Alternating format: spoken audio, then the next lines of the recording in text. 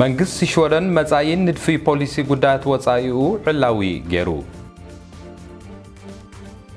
ኤውሮፓዊ ሕብረት ንስዑድ ዓረብ ኣብ ዝርዝር ጠንቂ ዘይሕጋው ንጥፈታት ሰሪዕዋ ሰላም ክቡራት ተኸታተልቲ መደብና ከመይልኩም ቀኒኹም እዚ ክፍሊ ቋንቋ ትግርኛ እዩ ንሎሚ ዝተዳለው ዜናታት ሒዘልኩም ቀሪበ ኣለኹ ንምክትታልኩም ይዕድም መንግስት ሽወደን መጻይን ንድፊ ፖሊሲ ጉዳያት ወጻኢኡ ዕላዊ ገይሩ መንግስት ሽወደን ፖሊሲ ወጻኢ ጉዳያቱ ዝምርሓሉ መርሓ ወግዓዊ ከም ዝገበረ ኣብዚ ሰሙን እዚ ዝወፁ ዜና ሓቢሩ ኣሎ እዚ ንምኽባር ዴሞክራሲን ሰብኣዊ መሰላትን ዓለማዊ ሰላምን ጸጥታን ዘተን ምዕቃብ ዴሞክራሲን ከም ዓንዲ ስርሑ ዝገበረ ቀንዲ መርሆታት ብምግባር ኣብ ዓለም ለኻዊ መድረኽ ክንቀሳቐስ ምዃኑ ብሚኒስተር ወጻኢ ጉዳያት ማርጎት ቫልስትሮም ንባይቶ ሽወደን ካብ ዝሃበቶ መብርሂ ኣፍሊጣ ንሳ ኣብ መደራ በዞም መርሆታት እዚኣቶም ዝምራሕ ዲፕሎማሲ ሽወደን ኣብ ኤውሮፓን ዓለምን ዴሞክራሲን ምዕቃብን ብፍላይ ድማ ንስነ ሓሳብ እቶም ኣብ ዴሞክራሲ ዘይኣምኑ ሕሉፋት የማናውያን ከይስፋሕፋሕ ክንፅዕር ኢና ኢላ ኣላ ሽወደን ኣብ ዓለም ለኻዊ መድረኻት ንዝፀንሐ ፃዕሪ ምትሕብባር ንውፅዓትን መሰላት ደቂ ኣንስትዮን ሰላማዊ ፍታሕ ግርጭታት ከም ቀደማ ኣብ ሜዳ ዲፕሎማሲ ክትንቀሳቐሰሉ ምዃና እታ በዓልቲ መዚ ሓቢራ ፖሊስ ሽወደን ገጽ ዘለሊ ቴክኖሎጂ ብምጥቃም ጡርጡራት ክኽእሉ ምዃኖም ተሓቢሩ ፖሊስ ሽወደን ድሕሪ ብዙሕ ዓመታት መጽናዕቲ ገጽ ኣለልዩ መንነት ብሕጊ ናይ ዝድለዩ ሰባት ኣብ ምፍላይ ዝሕግዝ ቴክኖሎጂ ምጥቃም ክጅምሩ ተኽእሎ ከም ዘሎ ንማእከል ሃገራዊ ማእከል ወንጀል ምርመራ ሽወደን ዝጠቐሰ ዜና ቴሌቪዥን ሽወደን ሓቢሩ بمسارة تحبرتها هجراو مأكل مرمرة وانجل شودن نزم معبول تكنولوجي نايم جزاء مدبو أب بعلمزي شودن نخف العقل قلوت حقي طلبو قريبو خمس الله تفليتو أبزق زي أب شودن نزتا تخلو كاميرات حلوات أرطورات أب مركب زي حق زكوان تخنة من النت كحب رازق التكنولوجي خمسة بلن يفلت هجرات أمريكان بريطانيان بزي تكنولوجي بمتكم وانجلنياتات كم زهدنا ينقر ኤውሮፓዊ ሕብረት ንስዑድ ዓረብ ብዝርዝር ጠንቂ ዘይሕጋው ንጥፈታት ሰሪዕዋ ኣሎ ሃገራት ንስዑድ ዓረብ ፓናማን ናይጀርያን ኣብ ዘይሕጋው ምዝውዋር ገንዘብን ምወላ ግብረ ሽበራዊ ብምውፋረን ንቐጽሪ እቲ ሕብረት ናይ ጸጥታ ስግኣት ስለ ዝኾነ ኣብ ጸሊም መዝገብ ከመዝግባ ከም ዝተወሰነ ሕብረት ኤውሮፓ ኣውጁ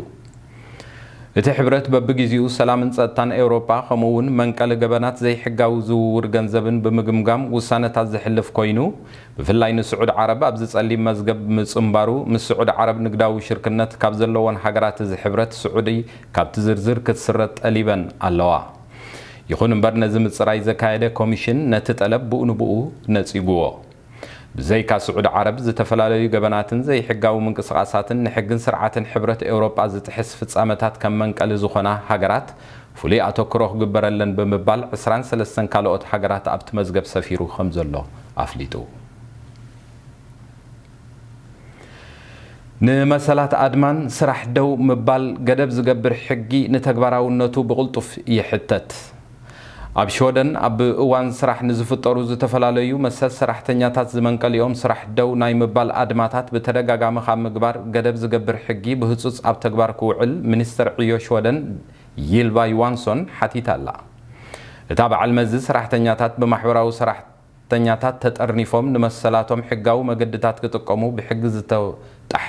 ዝተዋሕሰ ምዃኑ ድሕሪ ምጥቃስ ብፍላይቶም ብጥርኑፍ ውዕላት ኮሌክቲቭ ኣፍታል ዝተቐየዱ ወሃብቲ ስራሕ ኣንጻር ንዝግበር ተደጋጋሚ ስራሕ ደው ናይ ምባል ኣድማ ካብ ምግባር ዝድርት ሕጊ ግን ኣብ ክንድን ዓመታ እንተደንጎየ ኣብ ወርሒ ነሓሰ ክትግበር ከም ትደሊ ንሬድዮ ሽወደን ኣብ ዝሃበቶ ቃል ገሊጻ እዚ ሓድሽ ሕጊ ብዓበይቲ ማሕበራት ሰራሕተኛታት ተደጊፉ ዝተነድፈ ኣብ ዝመጽእ ዘሎ ዓመት ኣብ ተግባር ክውዕል ተባሂሉ ምንባሩ ይንገር ኣብ 2018 ኣብ ሽወደን ቁጽሪ ዕቑባህ ዝረኸቡ ኤርትራውያንን ኢትዮጵያውያንን ተፈሊጡ ኣብ ዓመት 2018 ኣብ ስዊድን ዕቑባ ካብ ዝሓተቱ ኤርትራውያን 91 ሚእታዊት ኢትዮጵያውያን ድማ 37 ሚእታዊት ሕቶ ዕቑባኦም ረኺቦም መንበሪ ፍቓድ ከም ዝተዋህቦም በዓል መዚ ኢሚግሬሽን ኣብ ዘውፅኦ ጸብጻብ ሓቢሩ እቲ تبع المزخم زحبرو أب عام تقلتشعنا عصر شمونتن تقلال عقبة زحاتو إرتراويان قصري شحن 51 كخون كله قصري إثيوبيان حتى عقبة دما 656 منبارو تفليتو كابتم عقبة زحاتو إرتراويان دارجا مبزحتهم زغربو حتى عقبة أونتاو ملسي كرخبون كله بوجن إثيوبيان جنت قصري تحت 500 تويت مقانو تبع المزي نجيرو الله زغبركم تخطاتلتي مدبنا كساب حجي تكتاتلو زصنعكم زيناتات نايلوم معلتيو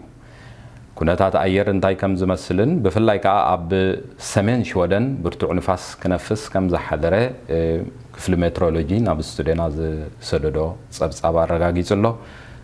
انتاي كم زمسلا بزتفلالي ختماتات ناباهم كبله بروخ مكتتال مس ቋንቋ ትግርኛ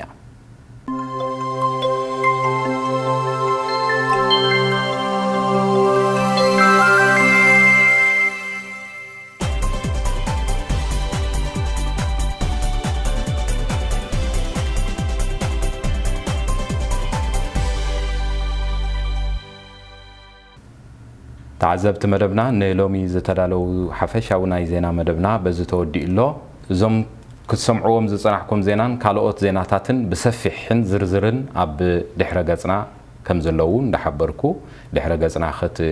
بصحو يعدم نلومي زتدالو زيناتات